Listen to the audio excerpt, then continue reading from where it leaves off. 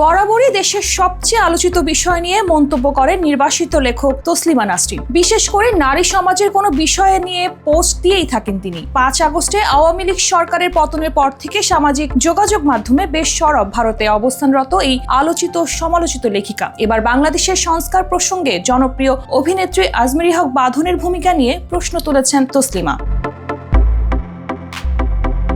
বর্তমানে দেশে চলমান অস্থিরতায় আজমেরী হক বাঁধনের ওই ভিডিও ক্লিপ শেয়ার করে তসলিমা নাসরিন লিখেছেন, এই মহিলাটি যে গলা ফাটিয়ে দেশের সংস্কার করব বলল, এই পর্যন্ত দেশের কি কি সংস্কার করেছেন সে। আর সেই পোস্টে বাঁধনকে কটাক্ষ করে মন্তব্য করেছেন অনেকেই।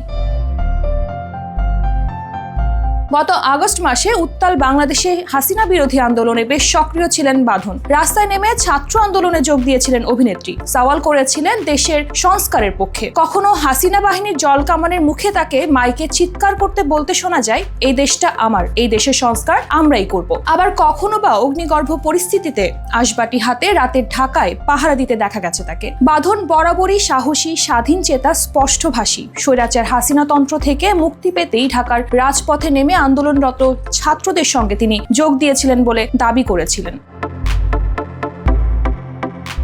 শেখ হাসিনা পতনের পর পট পরিবর্তনের এই বাংলাদেশে ঘটে যাওয়া বেশ কিছু ঘটনা নতুন করে আলোচনার জন্ম দিয়েছে। অনেকেই দেশের পরিস্থিতি নিয়ে সন্দিহান। এবার সেই আবহেই আজমেরী হক বাঁধনের খোঁজ করলেন তসলিমা নাসরিন। অভিনেত্রী দেশ সংস্কারের দাবি তুলেছিলেন গত আগস্টে। নতুন রাষ্ট্রে কি কি সংস্কার তিনি করেছেন জানতে চাইলেন লেখিকা।